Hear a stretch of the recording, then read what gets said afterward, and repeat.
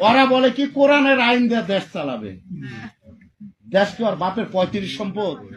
মূলত আইন বিধান জারি করার অধিকার একমাত্র আল্লাহ তাআলারই, আর এই বিধানের বলেই তিনি আদেশ দিচ্ছেন তোমরা আল্লাহ তাআলা ছাড়া অন্য কারো গোলামি করবে না, কারণ এটাই হচ্ছে সঠিক জীবন বিধান।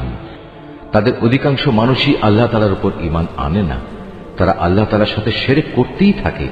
তবে তারা কি এ বিষয়ে নির্ভর হয়ে গেছে যে হঠাৎ করে একদিন তাদের উপর আল্লাহ তাআলার সর্বগ্রাসী আযাবের শাস্তি কিংবা আকস্মিক কিয়ামত আপতিত হবে? অথচ তারা তা জানতেও পারবে না। হে নবী, এদের তুমি বলে দাও, এ হচ্ছে আমার পথ, আমি মানুষদের আল্লাহর দিকে আহ্বান করি। আমি ও আমার অনুসারীরা পূর্ণাঙ্গ সচেতনতার সাথেই এই পথে আহ্বান জানাই। আল্লাহ তাআলা মহান, পবিত্র, এবং আমি কখনো মুশরিকদের অন্তর্ভুক্ত নই। তোমার আগে বিভিন্ন জনপদে যত নবী আমি পাঠিয়েছিলাম তারা সবাই তোমার মতো মানুষই ছিল। আমি তাদের উপর ওহী নাজিল করতাম। এরা কি আমার জমিন পরিভ্রমণ করেনি? করলে অবশ্যই তারা দেখতে পেত এদের পূর্বেকার লোকদের কি ভয়াবহ পরিণাম হয়েছিল। সত্য কথা হচ্ছে, আখিরাতের ঠিকানা তাদের জন্যই কল্যাণময়, যারা নবীদের পথে চলে তাকওয়া অবলম্বন করেছে। পূর্ববর্তী মানুষদের পরিণাম দেখেও কি তোমরা কিছু অনুধাবন করবে না? আগেও মানুষ নবীদের মিথ্যা সাব্যস্ত করত, এমনকি নবীরা কখনো কখনো নিরাশ হয়ে যেত।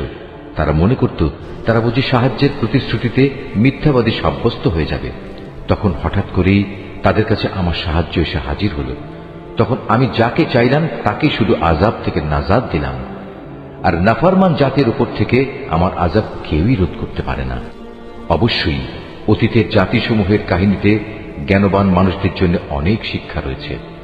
কোরআনের এসব কথা কোনো মন গড়া গল্প নয়, বরং এ হচ্ছে তারই স্পষ্ট সমর্থন যে আসমানি কিতাব তাদের কাছে আগে থেকেই মজুদ রয়েছে, বরং তাতে রয়েছে প্রতিটি বিষয়ের বিস্তারিত ও সঠিক ব্যাখ্যা।